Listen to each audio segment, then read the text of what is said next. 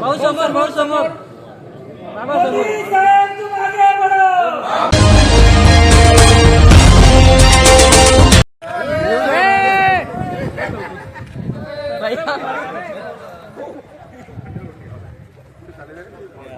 आव्हान केला त्या आव्हानाला आदरणीय पालकमंत्री जयकुमार भाऊ रावल यांच्या नेतृत्वात धुळे शहरात सर्व नगरसेवक आणि कार्यकर्त्यांनी जवळपास आम्ही 60 ई बाईक या ठिकाणी घेतलेले आहे।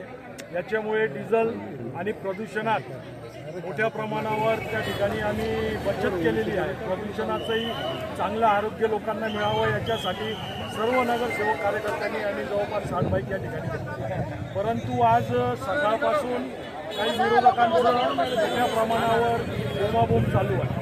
कचरा ठेकेदाराने स्पेशल घ्यावं लागेल। तर माझं त्यांना म्हणणं आहे, तुमच्यासारखे कचरे तुम्ही जा की तुम्हालाच ते लाभ हो।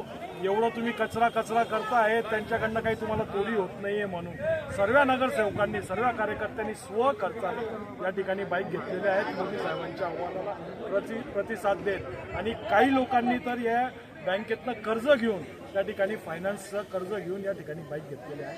फक्त भारतीय जनता पार्टीचे सर्व नगरसेवक कार्यकर्ते हे मोदी साहेबांनी जे आव्हान केलेलं आहे या आव्हानाला साथ देत या देशाला आपल्याला पहिले देश नंतर पक्ष आणि मग आम्ही या सिद्धांतावर या ठिकाणी आम्ही चालत आहोत। आणि आज आदरणीय जयकुमार भाऊ रावल आमचे पालकमंत्री आमचे नेते हे या ठिकाणी आवर्जून उपस्थित झाले का हा उपक्रम महाराष्ट्रात नव्हे तर मला तरी वाटतं भारतात हा उपक्रम पहिला। शहराचे आमदार अनुप भैया अग्रवाल यांनी जो हा उपक्रम घेतलाय मी त्यांना पाठिंबा देण्यासाठी मला सुद्धा कुतूहल झालं की 60 नगरसेवक आमदारसह ई बाईक घेऊन प्रदूषण आणि आपल्या देशावर जगावर असलेलं संकट पेट्रोल आणि इंधनचं याला लढा देण्यासाठी देशाचे यशस्वी लोकप्रिय पंतप्रधान ज्यावेळेस भूमिका मांडतात त्या भूमिकेला